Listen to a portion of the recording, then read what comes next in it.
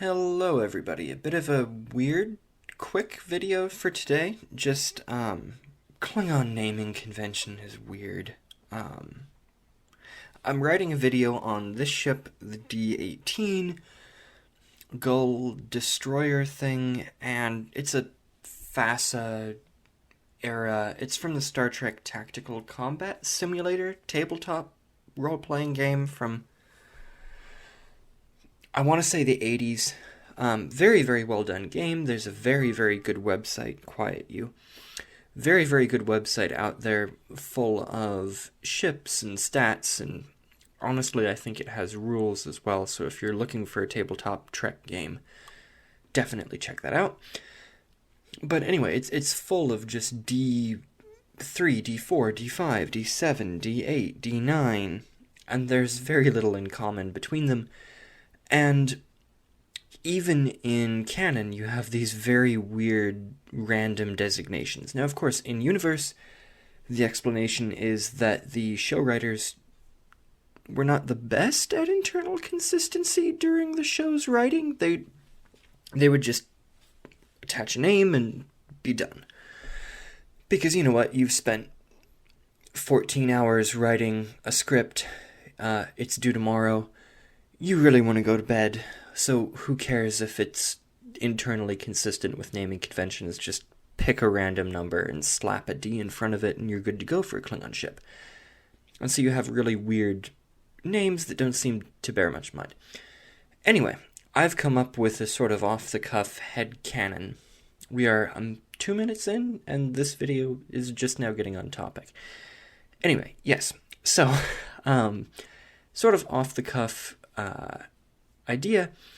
Basically, in-universe, Klingon naming convention doesn't make any sense because we're not actually seeing the Klingon names of the ships. For the most part, what we're seeing is Starfleet designations or reporting names, which is just a sort of Starfleet intelligence, and Starfleet generally knows this ship exists, but they don't know its exact Klingon designation, so they give it a alphanumerical code.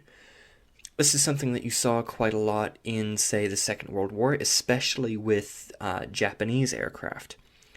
So the Allies didn't know all that much about Japanese planes. They thought they were flying around like wooden fabric biplanes, and then suddenly there were these weird aluminum fuselaged monoplanes coming in and blowing stuff up, and it was fire, and everybody had a bad day, but the wonderful Japanese planes wreaking destruction. And so they very, very quickly came up with a scheme to name, and you saw it later on as well with, during the Cold War, various Soviet vehicles and equipment would have reporting names, which was not what they were called internally by the nations that operated them. It was just a quick, this is what it is. Soviet rockets would have a letter and then a number after them, and it would just be a quick and dirty, this is what it is. Because also you didn't necessarily want to pronounce the proper Russian name of something that you saw every time, so you would give them Husky, Whiskey, Delta, Golf, Charlie, Echo, yada yada yada, because that was quicker than saying Strozny, blah blah blah blah blah.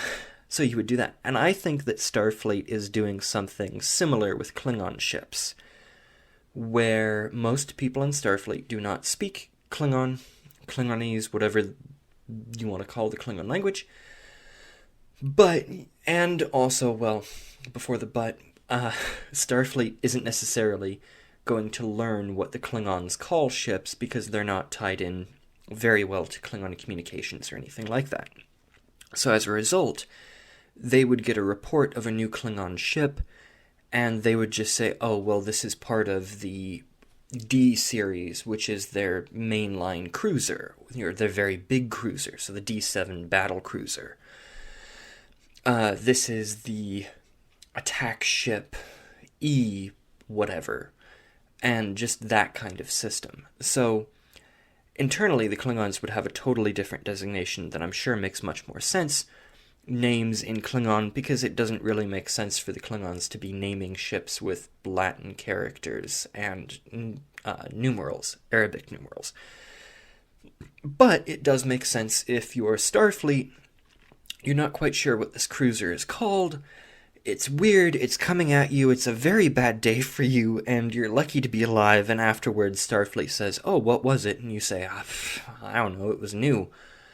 And they say, alright, well, give us your sensor data, and we're going to call this the D-17,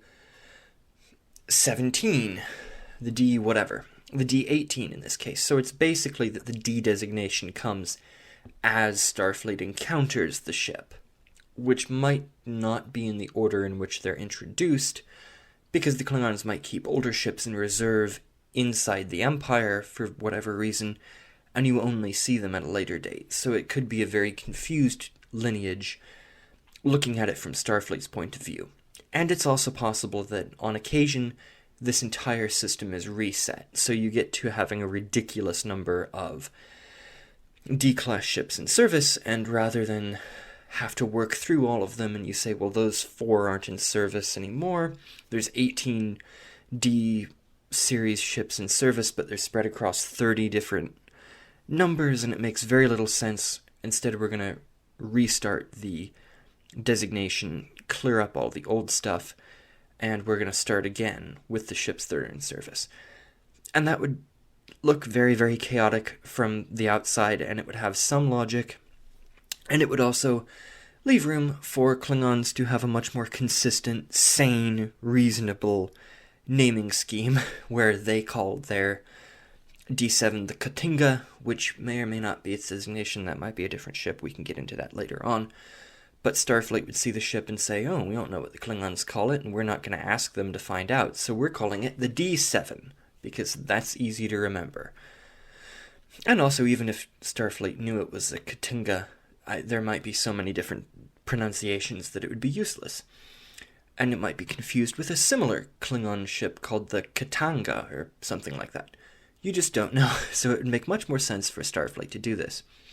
I realize this video is getting a little bit longer than I thought it would be, but this was just a sort of off-the-cuff theory. I am definitely crafting this theory as this video goes on, but, I hope you like it. I hope you can glean some kind of sense from this nonsense. If you can, be sure to give the video a like, comment below, subscribe to the channel, support it on Patreon. Patreon supporters get access to stuff, there's perks, click the link, all that stuff. Anyway, I hope you enjoyed this sort of unscripted theory crafting session, video thing, whatever you want to call it. Bye.